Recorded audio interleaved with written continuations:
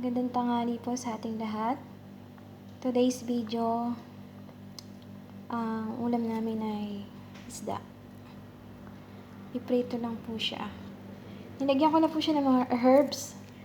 Herbs na tulad po ng curcum, turmeric powder, paprika, chili powder, salt. Yan lang po. Then, 2 kutsarang lemon juice. I-marinate ko lang po siya ng 15 minutes bago ko siya iprito. Yan po. Marinate po natin ng mabuti para mas kumapit pa po yung lasa niya. Yan po. Ayan po. Tingnan nyo. Itong isda po.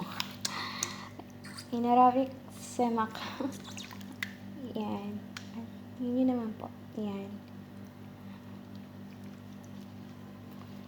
Babad lang po natin siya ng mga 15 minutes.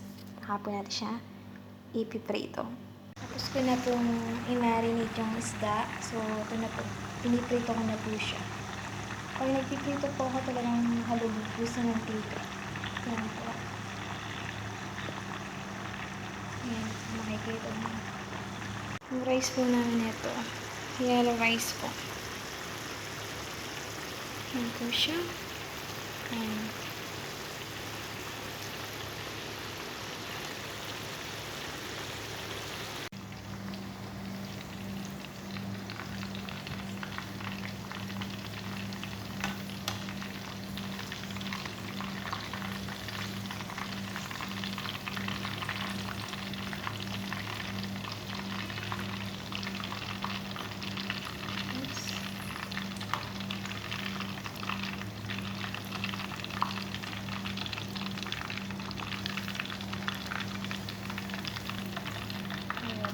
Durog pa siya.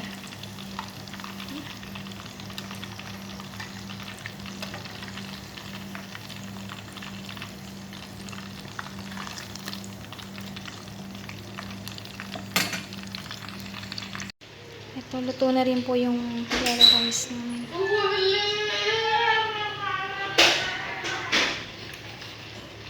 Yan po. Ito po. Luto na rin po yung fish namin. Pritong isda. Yan. Naprito ko na po siya. Tapos na rin po. Ayan na po siya.